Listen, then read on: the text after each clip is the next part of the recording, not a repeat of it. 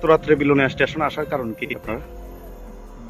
10-15 minute আগে আমরা একটা ইনফরমেশন পাইছিলাম বিলোনিয়া রেল স্টেশনে একটা মেয়ে অজ্ঞাত অবস্থায় আছে এবং আমরা পুলিশ স্টাফ বিলোনিয়া রেল স্টেশনে যে আছে ডিউটিতে খবর দিছে এবং আমরা আসলাম আর আসার পরে দেখলাম মেয়েটা অ্যাভেলেবেল আছে।